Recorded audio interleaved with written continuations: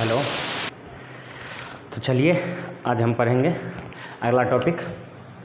ठीक है, अगला टॉपिक होगा percentage composition, empirical formula and molecular formula, है ना। तो अपना टॉपिक है percentage composition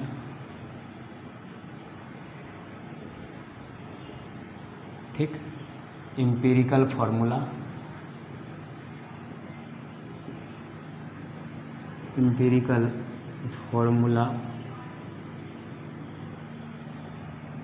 and molecular formula.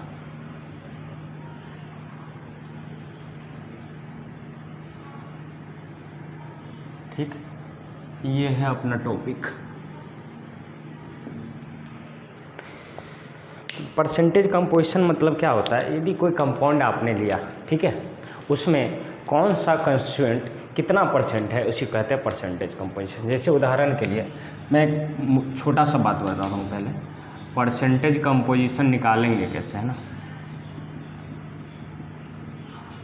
Percentage composition is equal to होता है atomic mass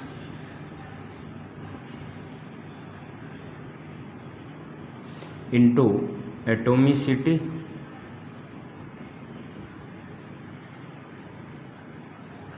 divided by molecular mass.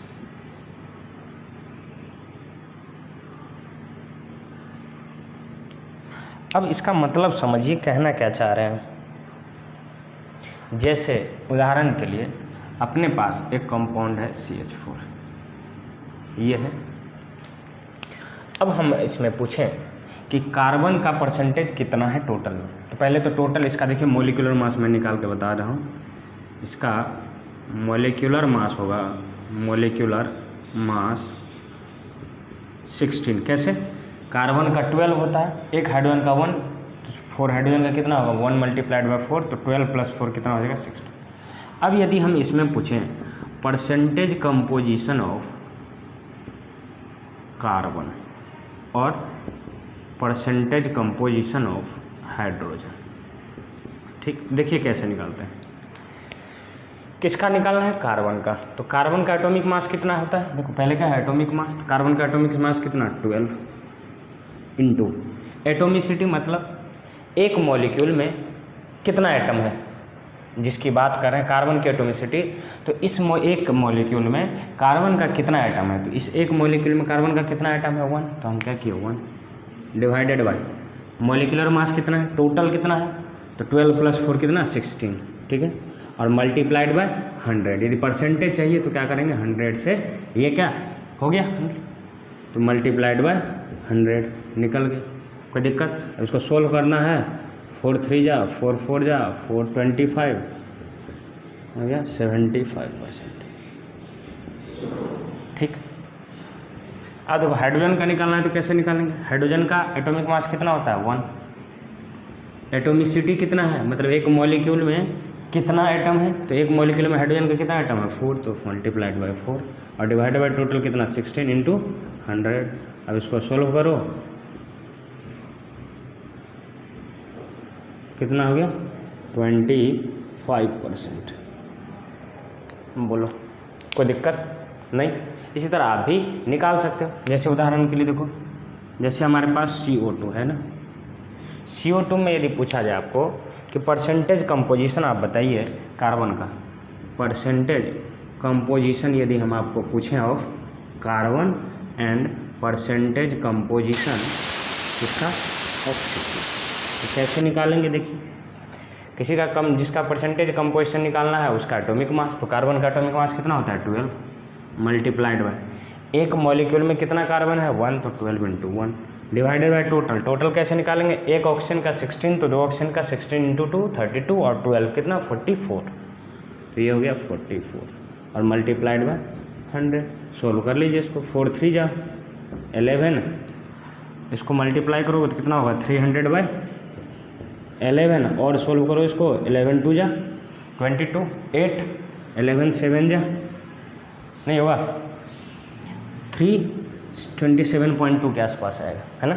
अब ऑक्सीजन की बात करें तो कैसे निकालेंगे, जिसका निकालना है उसका एटॉमिक मास। ऑक्सीजन का एटॉमिक मास कितना 16, एक मॉलिक्यूल में कितना ऑक्सीजन 2, 16 × 2 डिवाइडेड बाय टोटल कितना तो 44 मल्टीप्लाइड बाय 100। कोई दिक्कत नहीं, देखो सॉल्व करो, 4 4 जा 4 11 है ना, कितना हो गया 800/11, 11 7 जा 11 2 है ना, ये 3 के आसपास होगा, 8 के आसपास है। हाँ आगे कोई दिक्कत नहीं। इस तरीके से हम परसेंटेज कंपोजिशन निकालना सीखे। कैसे निकालेंगे किसी कंपाउंड में, तो जिस एलिमेंट का निकालना है उस एलिमेंट का एटॉमिक मास मल्टीप्लाइड बाय उसकी एटोमिसिटी। एटोमिसिटी क्या होता है, एक मॉलिक्यूल में कितना एटम है वही एटोमिसिटी होती है। जैसे एक मॉलिक्यूल में हाइड्रोजन का एटोमिसिटी कितना हो गया, CH4 के में यदि हाइड्रोजन की एटोमिसिटी पूछा जाए कितना कहेंगे 4, CO2 में ऑक्सीजन की एटोमिसिटी तो 2। ठीक है, तो इस तरीके से हम निकाल लिया करते हैं। ठीक है, अब देखो अगला है अपना empirical formula and molecular formula, है ना। अब इसको समझते हैं क्या है एम्पिरिकल फार्मूला और क्या है मोलिकुलर फार्मूला। ठीक है, ध्यान से समझिएगा। जैसे मैं एक उदाहरण लेता हूँ, ठीक है, जैसे अपने पास है C2H6, क्या लिखा हुआ है C2H6। ठीक, तो देखिए कार्बन और हाइड्रोजन, कार्बन कितना आइटम है 2, हाइड्रोजन कितना है 6। कोई दिक्कत, तो क्या हो गया 2:6। यदि इसका सिंपलेस्ट फॉर्म करें हम, सिंपलेस्ट फॉर्म कीजिएगा तो कितना होगा 1:3 होगा। बोलो ये वाला क्या हो गया सिंपलेस्ट रेशियो, सिंपलेस्ट रेशियो। अब ध्यान से देखिएगा, सिंपलेस्ट रेशियो में तो मतलब क्या हुआ, कार्बन 1 और हाइड्रोजन 3, तो इसको क्या लिखोगे CH3। तो ये हो गया एम्पिरिकल फार्मूला। क्या हो गया एम्पिरिकल फार्मूला। एम्पिरिकल फार्मूला मतलब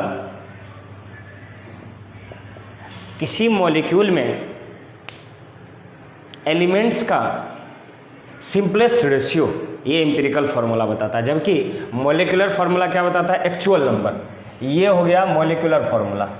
कौन सा फार्मूला मॉलिक्यूलर फार्मूला। क्यों, क्योंकि इसमें एक्चुअल नंबर ऑफ एटम्स दिख रहा है।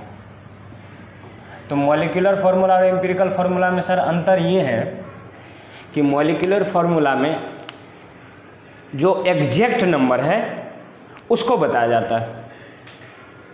मतलब कि जितना कार्बन है उतना ही रहेगा, जितना हाइड्रोजन है उतना ही रहेगा। मतलब इसको यदि डिफाइन करना हो तो ऐसे बोलेंगे, molecular formula deals with actual number of atoms in a molecule, while empirical formula deals with the simplest whole number ratio of the elements or atoms। तो देखो है तो C2H6, लेकिन इसके मतलब कार्बन 2 हाइड्रोजन 6, तो 2:6 हुआ तो 1:3 हुआ, तो 1:3 इसी का क्या हो गया सिंपलेस्ट रेशियो।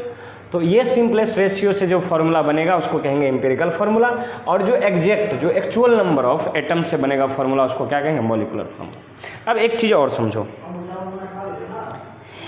क्या समझना है, देखो ध्यान से, कि यदि इस एम्पिरिकल फार्मूला को हमने क्या कॉमन लिया है 2 कॉमन लिया है, तो 2 कॉमन लिए तब ना ये 1 हुआ और ये 3 हुआ।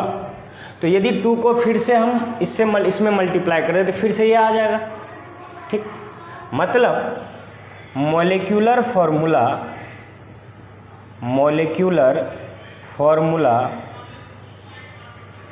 Is equal to n into empirical formula, n into empirical formula. ठीक, अब ध्यान से सुनो कि ये सर n क्या है, तो ये n जो आपने कॉमन लिया है ये है। जैसे देखो ये 1:3 को हम 2 से मल्टीप्लाई करेंगे तो 2 1 जा 2 और 2 3 जा 6 आ गया फिर एक्चुअल नंबर। तो इसमें यदि हम n से मल्टीप्लाई करेंगे तो यही इम्पिरिकल फार्मूला किस में कन्वर्ट हो जाएगा, मॉलिक्यूलर फार्मूला में, जहाँ n क्या क्या हो सकता है, तो n हो सकता है 1 हो सकता है, 2 हो सकता है, 3 हो सकता है, ठीक है, पॉजिटिव इंटीजर होगा, ठीक है, कोई दिक्कत। आशा करते ये चीज़ें समझ में आई होगी। तो यदि इम्पिरिकल फार्मूला आपको पता हो तो मॉलिक्यूलर फार्मूला आप निकाल सकते हैं। बोलो कोई दिक्कत, यहाँ तक समझ में आया आपको, आया होगा समझ में। तो इस तरीके से हम निकाल लेते हैं मॉलिक्यूलर फार्मूला से इम्पिरिकल फार्मूला, ठीक है।